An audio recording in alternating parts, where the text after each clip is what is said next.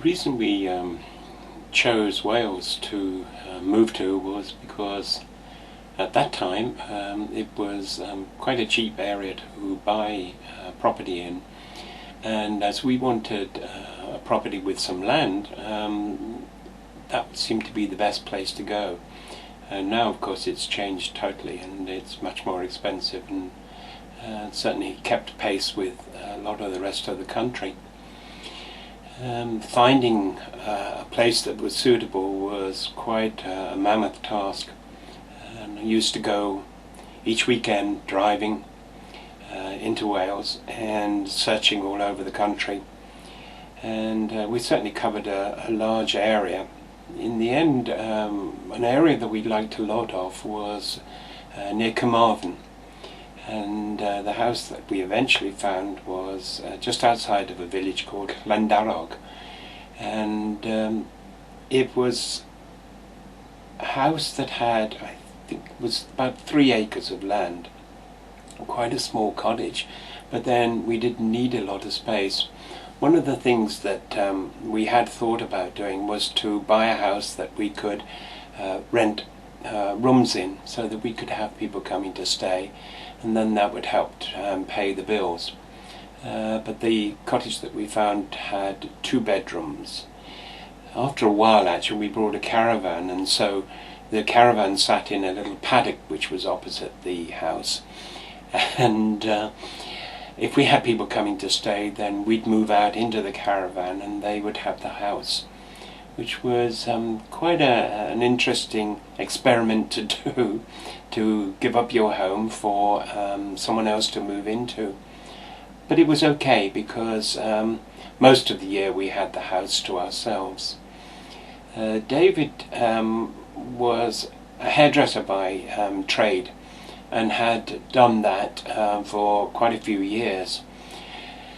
So it was in our thinking that there was an outbuilding that went with the cottage, and eventually we turned it into a hair salon. Kind of a crazy idea really, but he was an extremely good cutter, and it wasn't too long before he managed to get enough clientele to actually drive out to him. Of course, prior to that, setting that up, he'd worked in a hair salon in Carmarthen for a couple of years, I guess, and so he actually managed to get some clientele there, who then followed him to our place. In setting up the house, it was very nicely decorated, the house, so we didn't need to do a lot to it.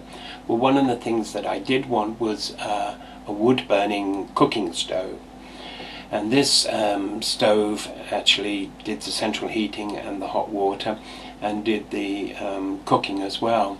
It took a little getting used to, but after a while I got the hang of it.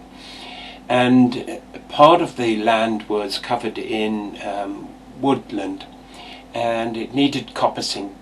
So the next thing I guess we bought was a chainsaw. Never having used a chainsaw before, it was quite an interesting thing.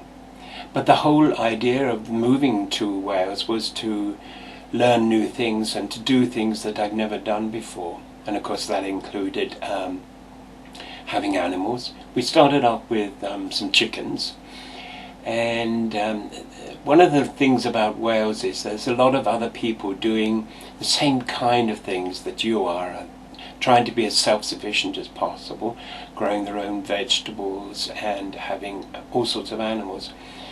So one got to meet different people, and that was always interesting, meeting new people and picking their brains and trying to find out new ways of how you grow this and how you grow that.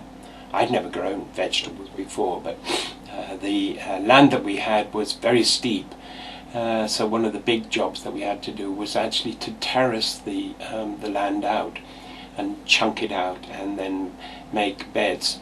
We used a sort of raised bed kind of idea, and that seemed to be quite popular and at that time, and also it worked well for us.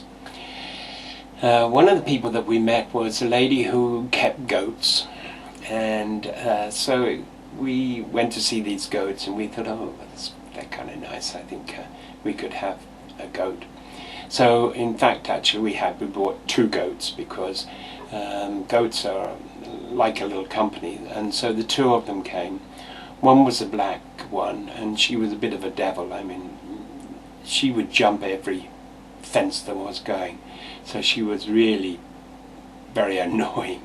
Cleo, we called her, and they were Anglo-Nubian goats, and they have the long floppy ears that those desert goats have. Great characters, and of course that meant milking, so I had to learn how to do milking, and that was fun. It was really nice getting up in the morning and sitting in the shed with your head against a goat who was nice and warm, and just milking her. And so we managed to get enough milk from the goats to sort of keep us in milk. Some people didn't like the goat's milk, and mostly we tried to didn't tell people that it was goat's milk, and so they didn't worry too much about it. From the chickens and the goats, we then got ducks, and we got geese,